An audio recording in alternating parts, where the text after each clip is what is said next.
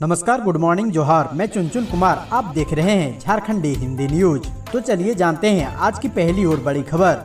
हेमंत सोरेन सरकार के 3 साल पूरे होने पर सुखाड़ग्रस्त प्रखंड के किसानों को मिलेगा पैसा, ऐसे करना होगा आवेदन। राज्य के कृषि मंत्री बादल पत्रलेख ने शनिवार को नेपाल हाउस सचिवालय में कृषि, पशुपालन, मत्स्य पालन और गौय पालन विभाग की समीक्षा बैठक की। इस बैठक में विभाग के सचिव और सभी निदेशकों के निदेशक शामिल हुए और सभी निदेशालयों के निदेशक शामिल हुए, जबकि वीडियो कॉन्फ्रेंसिंग के माध्यम से सभी जिलों के डीसी और कृषि पदाधिकारी ने भी इसमें हिस्सेदारी की। समीक्षा बैठक के बाद कृषि मंत्री ने प्रेस कॉन्फ्रेंस कर कहा कि राज्य के 22 जिलों के 226 सुखाड़ग्रस्त प्रखंड के किसान सुखाड़ राहत के लिए अपने नजदीकी सीएससी या प्रज्ञा केंद्र पर जाकर 1 रुपए का टोकन कटाकर 30 नवंबर तक आवेदन करें। कृषि मंत्री बादल पत्रलेख ने कहा कि राज्य की हेमंत सरकार के 3 साल पूरे होने पर 29 दिसंबर को राज्य के सुखाड़ग्रस्त 226 प्रखंडों के 30 लाख किसानों को 35 लाख रुपए की राहत देने की योजना है। झारखंड के किसानों को राहत, मुख्यमंत्री सुखाड़ राहत योजना के लिए 40 रुपए सरकार देगी, बोले कृषि मंत्री बादल पत्रलेख। झारखंड के मुख्यमंत्री हेमंत सोरेन और राज्य सरकार सुखाड़ प्रभावित किसानों को लेकर काफी संवेदनशील है। किसानों के चेहरे पर मुस्कान आए, इसके लिए हम सभी को प्रयास करने होंगे। मुख्यमंत्री सुखाड़ राहत योजना के लिए अब सीएससी को 40 रुपए नहीं देने होंगे, सरकार इसका भुगतान करेगी। कृषि मंत्री बादल पत्रलेख ने नेपाल हाउस स्थित NIC सभागार में उपायुक्तों और जिला कृषि पदाधिकारियों से वीडियो कॉन्फ्रेंसिंग के माध्यम से हुई विभागीय समीक्षा के दौरान ये बातें कही। कृषि मंत्री बादल पत्रलेख ने कहा कि अब किसानों को सुखाड़ राहत योजना के लाभ के लिए आवेदन को लेकर 40 रुपए का शुल्क सीएससी या प्रज्ञा केंद्र को नहीं देना होगा। इस राशि का भुगतान राज्य सरकार करेगी। बता दें कि अब तक किसानों को राहत योजना आवेदन को रजिस्टर्ड करने के लिए 40 रुपए का भुगतान करना पड़ता था। गुजरात विधानसभा चुनाव में झारखंड के बीजेपी के नेताओं ने झोंकी ताकत। झारखंड बीजेपी के करीब 2 दर्जन कार्यकर्ता और नेताओं को गुजरात विधानसभा चुनाव में विशेष रूप से जिम्मेदारी दी गई है। बूथ लेवल से लेकर विधानसभा स्तर पर महत्वपूर्ण भूमिका निभाने वाले झारखंड बीजेपी के कार्यकर्ताओं में महिला पुरुष दोनों शामिल है। बड़े नेताओं में भाजपा के सचिव और रांची के मेयर आशा लकड़ा, केंद्रीय मंत्री अर्जुन मुंडा, भाजपा ST मोर्चा के राष्ट्रीय अध्यक्ष समीर उरांव सहित कई नाम शामिल हैं। गुजरात विधानसभा में एक बार फिर कमल खिलने का दावा करते हुए भाजपा प्रदेश प्रवक्ता अनिमेश कुमार ने कहा है कि गुजरात में जिस तरह से भाजपा सरकार ने काम किया है उससे वहां की जनता उत्साहित है और एक बार फिर वहां भाजपा की सरकार बनना तय है। गुजरात विधानसभा चुनाव में जनजाति बहुल क्षेत्र में झारखंड बीजेपी के नेताओं और कार्यकर्ताओं को विशेष रूप से जिम्मेदारी दी गई है। बूढ़ा पहाड़ क्षेत्र के गांव में लौट रही जिंदगी। 3 दशक तक नक्सलियों के कब्जे में रहा इलाका। CRPF ने इसी साल दिसंबर माह में झारखंड छत्तीसगढ़ सीमा से लगे बूढ़ा पहाड़ को नक्सलियों से मुक्त कराया था। यह इलाका 3 दशक से नक्सलियों के कब्जे में था। नक्सलियों को खदेड़ने के लिए ऑपरेशन ऑक्टोपस चलाया गया था। बूढ़ा पहाड़ इलाके के गाँव में स्थिति सामान्य होने का लाभ अब ग्रामीणों को मिलना शुरू हो गया है। ग्रामीणों का कहना है कि CRPF के यहाँ आने के बाद से डर खत्म हो गया है। नक्सलियों ने जंगलों और खेतों में बम लगाए हुए थे। बूढ़ा पहाड़ इलाके के ग्रामीणों ने बताया कि हमें खाद्यान्न की निर्बाध आपूर्ति मिल रही है और अब हम व्यावसायिक गतिविधियों को भी जारी रख सकते हैं। नक्सली ग्रामीणों का अपहरण कर लेते थे, हम रात में बाहर भी नहीं निकल पाते थे, अब वह डर चला गया है। प्रधानमंत्री नरेंद्र मोदी के भाई प्रहलाद मोदी पहुंचे देवघर, बाबा वैद्यनाथ मंदिर में की पूजा अर्चना। प्रधानमंत्री नरेंद्र मोदी के भाई प्रहलाद मोदी शनिवार को देवघर पहुंचे। इस दौरान उन्होंने बाबा वैद्यनाथ मंदिर में पूजा अर्चना की। प्रहलाद मोदी सबसे पहले देवघर एयरपोर्ट पहुंचे, इसके बाद उन्होंने सीधे बाबा मंदिर पहुंचकर पूजा अर्चना की। इसके बाद वह सड़क मार्ग से गिरिडीह के लिए रवाना हो गए। इस मौके पर प्रहलाद जोशी ने कहा कि एक निजी कार्यक्रम में हिस्सा लेने के लिए गिरिडीह जा रहे हैं। इसी क्रम में देवघर एयरपोर्ट उतरने के बाद बाबा मंदिर में पूजा अर्चना की। इस दौरान उन्होंने बाबा भोलेनाथ से कामना की है कि भाई नरेंद्र मोदी का शासन लंबा चले और देश की उन्नति हो। प्रधानमंत्री नरेंद्र मोदी के भाई प्रहलाद मोदी के दर्शन और पूजन के लिए मंदिर में व्यापक व्यवस्थाएं की गई थी। मंदिर मजिस्ट्रेट और प्रधान तीर्थ पुरोहित के द्वारा प्रहलाद मोदी का भव्य स्वागत किया गया। वित्त मंत्री रामेश्वर उरांव ने केंद्र सरकार से की मांग, बोले अगले 5 साल तक दी जाए जीएसटी क्षतिपूर्ति राशि। केंद्रीय बजट पेश किए जाने के पूर्व राज्यों के वित्त मंत्री और सचिव की बैठक में शुक्रवार को झारखंड के वित्त मंत्री डॉक्टर रामेश्वर उरांव ने अगले 5 वर्षों तक जीएसटी क्षतिपूर्ति को जारी रखने की मांग की है। उन्होंने कहा है कि जीएसटी क्षतिपूर्ति बंद होने से राज्य को हर वर्ष लगभग 4500 करोड़ रुपए का नुकसान होने की उम्मीद है। उन्होंने इसी आधार पर क्षतिपूर्ति अवधि को बढ़ाने की मांग की है। उन्होंने एक बार फिर केंद्र कोयला कंपनियों पर राज्य सरकार के बकाया की राशि का हवाला देते हुए इसे भुगतान करने की मांग की गई है। उरांव ने कहा है कि भूमि अधिग्रहण के बावजूद लगभग 1,36,000 करोड़ से अधिक का भुगतान लंबित है। इसके अलावे 32,000 करोड़ रुपए कॉमन काउच के तहत बकाया है, तो धुले कोयले के एवज में 2900 करोड़ रुपए की रॉयल्टी बकाया होने का दावा झारखंड ने किया है।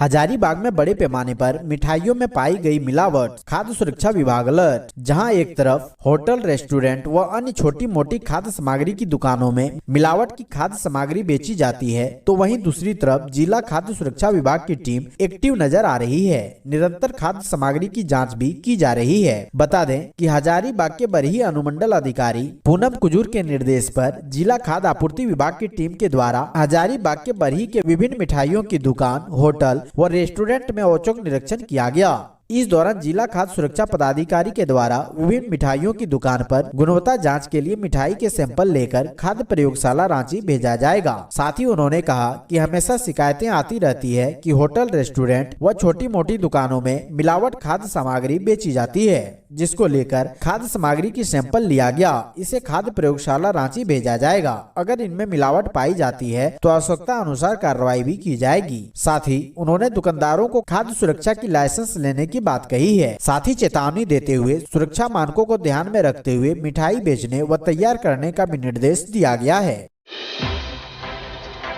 जामताड़ा रेलवे स्टेशन पर 26 नवंबर से हावड़ा दिल्ली पूर्वा एक्सप्रेस का ठहराव शुरू हो गया है। ट्रेन हावड़ा से खुलने पर जामताड़ा में रुकी। सांसद सुनील सोरेन, विधायक डॉक्टर इरफान अंसारी व डीआरएम परमानंद शर्मा ने ट्रेन को हरी झंडी दिखाकर रवाना किया। ट्रेन ठहराव को लेकर स्टेशन पर कार्यक्रम का भी आयोजन किया गया। सांसद व विधायक ने कार्यक्रम को संबोधित किया। कार्यक्रम को संबोधित करते हुए सांसद सुनील सोरेन ने कहा कि जल्द ही जामताड़ा, विद्यासागर व चितरंजन स्टेशन पर कई प्रमुख ट्रेनों का ठहराव होगा। अब हावड़ा नई दिल्ली पूर्वा एक्सप्रेस सुबह 11:13 पर जामताड़ा स्टेशन पहुंचेगी। डाउन नई दिल्ली हावड़ा पूर्वा एक्सप्रेस दोपहर 12:40 में जामताड़ा पहुंचेगी। वहीं कार्यक्रम के दौरान ही भाजपा व कांग्रेसी कार्यकर्ता ट्रेन ठहराव का श्रेय लेने को लेकर आपस में भिड़ गए। प्रशासन के बीच बचाव के बाद दोनों पार्टी के कार्यकर्ता शांत हुए। कार्यक्रम को संबोधित करते हुए स्थानीय कांग्रेसी विधायक इरफान अंसारी ने कहा, जनशताब्दी ट्रेन का ठहराव जामताड़ा में होने पर कांग्रेस के स्वर्गीय नेता देवी डालमिया ने हरी झंडी दिखाई थी। वे वैसे नेता थे जो श्रेय लेने की होड़ में शामिल नहीं थे। उनका ध्यान विकास पर केंद्रित था। इतना सुनते ही भाजपा कार्यकर्ता आग बबूला हो गए। भाजपा कार्यकर्ताओं का कहना था कि विधायक झूठ बोल रहे हैं। सांसद फुरकान अंसारी ने जामताड़ा में जनशताब्दी एक्सप्रेस का ठहराव होने पर हरी झंडी दिखाई थी। झारखंड जदयू प्रदेश अध्यक्ष के लिए खीरू मोतो ने किया नामांकन। झारखंड जदयू के राज्य परिषद की बैठक प्रदेश मुख्यालय में आयोजित किया गया है। बैठक में सभी नवनिर्वाचित जिला अध्यक्ष एवं राज्य परिषद के सदस्य शामिल हुए। बैठक से पूर्व झारखंड प्रदेश जदयू के राज्य निर्वाचन पदाधिकारी अनिल कुमार सिंह ने कहा कि पूर्व घोषित सांगठनिक चुनाव कार्यक्रम के तहत शनिवार को प्रदेश अध्यक्ष के पद के लिए नामांकन पत्र दाखिल करने का समय निर्धारित था, जिसके तहत निवर्तमान प्रदेश अध्यक्ष और राज्यसभा सांसद खीरू मोतो ने 7 सेट में प्रदेश अध्यक्ष पद के लिए नामांकन किया है। नामांकन पत्र की जांच के बाद रविवार को राज्य परिषद की बैठक में प्रदेश अध्यक्ष पद के लिए निर्वाचित प्रदेश अध्यक्ष की घोषणा की जाएगी। लातेहार पुलिस ने टीएसपीसी के एरिया कमांडर को किया गिरफ्तार, कई सामान भी बरामद। लातेहार पुलिस ने प्रतिबंधित उग्रवादी संगठन टीएसपीसी के एरिया कमांडर उपेंद्र यादव को धर दबोचा है। पुलिस ने एरिया कमांडर उपेंद्र यादव को जिले के मानिका थाना क्षेत्र अंतर्गत भदेई बथान गांव से गिरफ्तार करने में सफल हुए हैं। इस संबंध में बालू माथा डीएसपी अजित कुमार ने बताया है कि एसपी अंजनी अंजन को मिली गुप्त सूचना के आधार पर एक टीम का गठन कर उपेंद्र यादव को गिरफ्तार किया गया है। उपेंद्र यादव पर लातेहार जिले के विभिन्न थानों में कई उग्रवादी घटनाओं को अंजाम देने का मामला दर्ज है, जिसे लेकर पुलिस लंबे समय से उपेंद्र यादव की तलाश कर रही थी। पंकज मिश्रा को ईडी कोर्ट से झटका, जमानत याचिका खारिज। ईडी की विशेष अदालत ने सीएम हेमंत सोरेन के विधायक प्रतिनिधि पंकज मिश्रा की जमानत याचिका खारिज कर दी है। अवैध खनन के जरिए 1000 करोड़ की कमाई के जरिए मनी लॉन्ड्रिंग मामले में ईडी ने पंकज मिश्रा को गिरफ्तार किया था। पिछले 130 दिनों से पंकज मिश्रा न्यायिक हिरासत में है। आपको बता दें कि 22 नवंबर को ईडी की विशेष अदालत में पंकज मिश्रा के जमानत पर सुनवाई हुई थी, जिसके बाद अदालत ने फैसला 26 नवंबर तक के लिए सुरक्षित रख लिया था। अदालत में ईडी ने पंकज मिश्रा की जमानत का विरोध किया था। ईडी ने तर्क दिया था कि अगर पंकज मिश्रा को जमानत मिलती है, वो बाहर निकलकर ईडी गवाहों को प्रभावित कर सकते हैं। हजारीबाग में मिड डे मील में बच्चों को सड़ा अंडा देने का मामला जांच करने स्कूल पहुंचे डीएसई ने लगाई फटकार। झारखंड के हजारीबाग जिले के केरेडारी कन्या मध्य विद्यालय में बच्चों को एमडीएम यानी मिड डे मील में घटिया भोजन एवं सड़ा अंडा देने के मामले में जिला शिक्षा अधीक्षक संतोष कुमार गुप्ता शनिवार को जांच करने विद्यालय पहुंचे। इस क्रम में जिला शिक्षा अधीक्षक ने एमडीएम को मुआयना किया। इसके साथ ही शुक्रवार को बच्चों को घटिया भोजन एवं सड़ा अंडा देने को लेकर बच्चों से पूछताछ की। बच्चों ने विद्यालय प्रबंधन के द्वारा एमडीएम में घटिया भोजन एवं सड़ा अंडा देने की बात कही। उन्होंने शिकायत की कि मेन्यू के अनुसार उन्हें मध्याह्न भोजन भी नहीं दिया जाता है। इस मामले में डीएसई ने वीडियो को कार्रवाई का निर्देश दिया है।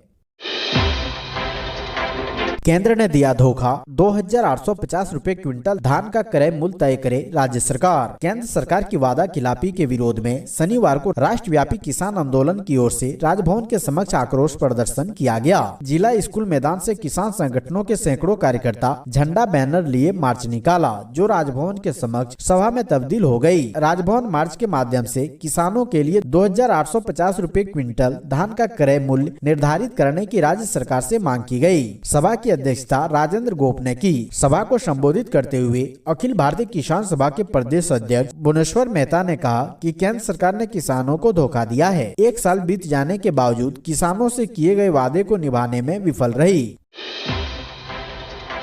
अगर स्कूल से बाहर होकर लगाई हाजिरी तो अनुपस्थित माने जाएंगे शिक्षक। झारखंड सरकार यह सुनिश्चित करने जा रही है कि सरकारी स्कूलों में निर्धारित समय तक न केवल बच्चे बल्कि शिक्षक भी उपस्थित रहें। समय पर शिक्षक और बच्चे स्कूल आएं और समय पर ही स्कूलों में छुट्टी हो। इसे लेकर शिक्षकों को न केवल ई विद्या वाहिनी पोर्टल पर उपस्थिति बनाना अनिवार्य होगा, बल्कि उन्हें स्कूल में जाकर ही उपस्थिति बनाना होगा। अपने घर से या स्कूल से बाहर किसी भी जगह से उपस्थिति बनाने पर शिक्षक अनुपस्थित माने जाएंगे। इसके लिए स्कूली शिक्षा एवं साक्षरता विभाग ने ई विद्या वाहिनी पोर्टल पर पहली बार जियो फेंसिंग सिस्टम को जोड़ा है। सभी सरकारी स्कूलों की जियो फेंसिंग की गई है, जिसके तहत स्कूल या स्कूल के 50 या 100 मीटर की दूरी तक ही शिक्षक ई विद्या वाहिनी पर अपनी उपस्थिति बना सकेंगे। इससे बाहर उपस्थिति बनाने पर सिस्टम उसे नहीं लेगा। इसे 1 जनवरी से लागू किया जाएगा।